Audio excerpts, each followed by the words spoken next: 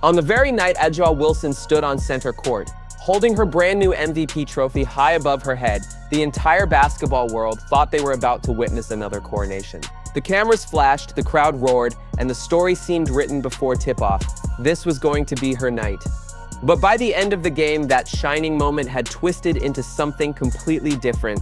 Wilson didn't walk off the floor as a dominant champion. She walked off frustrated, bruised, and staring at a stat line that told the harshest truth of all: she had been outplayed on her own court. The Indiana Fever, a team counted out and dismissed by nearly every analyst, didn't just survive the spotlight. They grabbed it, ripped it away from Vegas, and flipped the entire narrative of the series in one unforgettable upset. And the question echoing in every fan's mind after the buzzer was simple: how did a shorthanded underdog dismantle the league's top team on the very night its brightest star was supposed to shine? The Las Vegas Aces entered this matchup with the swagger of champions. They had the trophy, the stars, and the spotlight firmly on their side. Hours before tip-off, A'ja Wilson was celebrated as league MVP, her name echoing through the arena in what felt like a pre-game victory lap. For Vegas, this wasn't just another game, it was supposed to be a statement, proof that they were untouchable. Analysts piled on, dismissing Indiana before the ball was even tipped.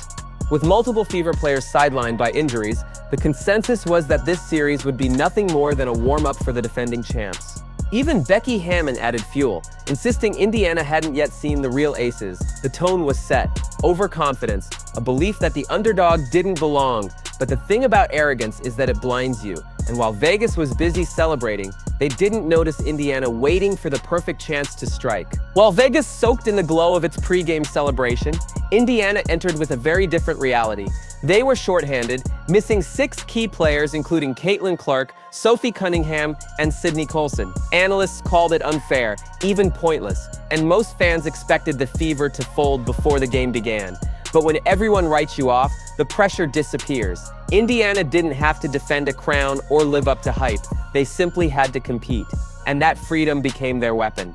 Instead of fear, they carried determination. Instead of nerves, they carried anger at being ignored.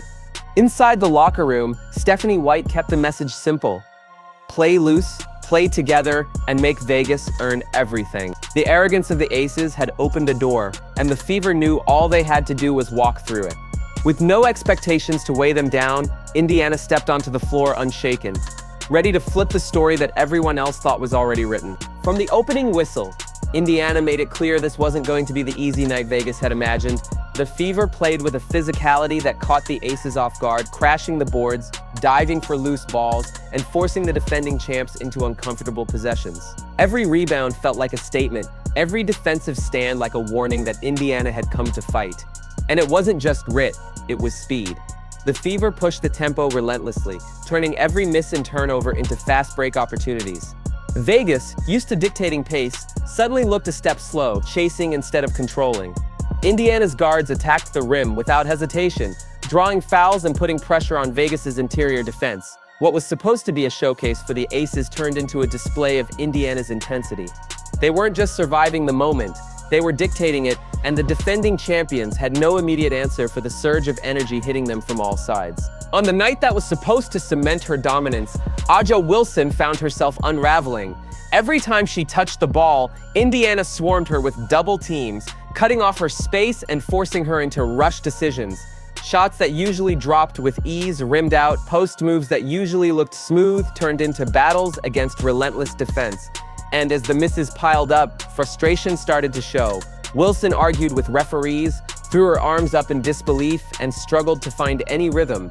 Her MVP trophy from earlier in the night felt like a distant memory as her stat line painted a painful picture: low efficiency, turnovers, and a visible loss of composure. Indiana's game plan was working perfectly. Make Wilson uncomfortable, take away her confidence, and dare the rest of the Aces to carry the load. Instead of being the unstoppable force everyone expected, Wilson became the symbol of Vegas's struggles, and the crowd that once cheered her victory watched in stunned silence. Normally, when A'ja Wilson struggles, the Aces have the depth and star power to pick up the slack.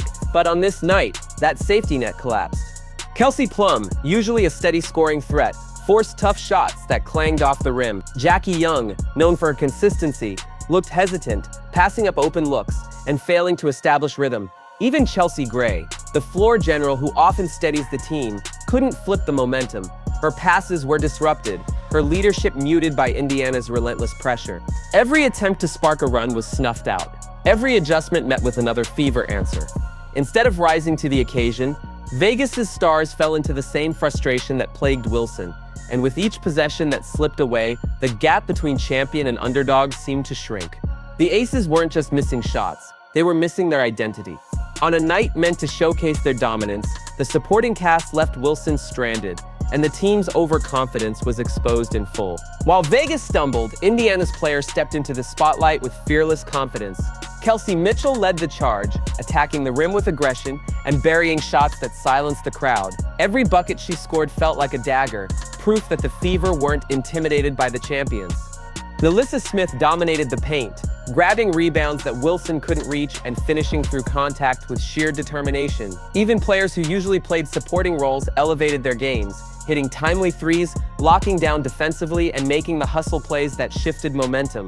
The Fever's bench, despite being short-handed, contributed with energy that outshined Vegas's depths. Each possession became a showcase of unity, with Indiana moving the ball selflessly and celebrating every success as if it were a championship moment. While the Aces searched for answers, the Fever simply executed, turning doubt into belief. It was no longer luck or surprise. Indiana's players were proving they deserved to win.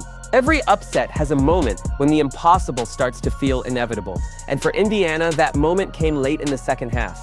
Vegas had trimmed the lead, the crowd was desperate for a run, and it looked like the defending champs might finally find their rhythm. But instead of collapsing, the Fever responded with their sharpest stretch of basketball all night. Kelsey Mitchell buried a three over a late contest, silencing the arena. On the very next possession, Alyssa Smith muscled through Wilson for an and one, flexing as her teammates roared. Suddenly, the Aces looked rattled, committing careless turnovers and missing defensive rotations. Each Indiana basket didn't just add points, it drained belief from Vegas and built it for the underdogs. By the time the fourth quarter ticked down, it wasn't a question of whether the Fever could hold on. It was clear. They had broken the champions' will, and the game was theirs to take. When the final buzzer sounded, the shock in the arena was unmistakable. The defending champions, celebrating their MVP just hours earlier, had been humbled on their home floor. A'ja Wilson, expected to dominate, walked off with a stat line that told a story of frustration rather than triumph. The Aces, once praised for their depth and poise, had been exposed as vulnerable. And on the other side, the Indiana Fever celebrated not just a win, but a statement. They had been counted out, mocked, and written off as too depleted to compete, yet they had outplayed the very best. For Indiana's locker room, this wasn't just an upset, it was proof that belief and fight can topple even the brightest star on her biggest night. For Vegas, it was a warning: dynasties aren't built on arrogance, they're built on resilience. And for the fans watching, it was the kind of night that reminded everyone why sports remains so unpredictable. Because sometimes the underdog writes the story no one saw coming.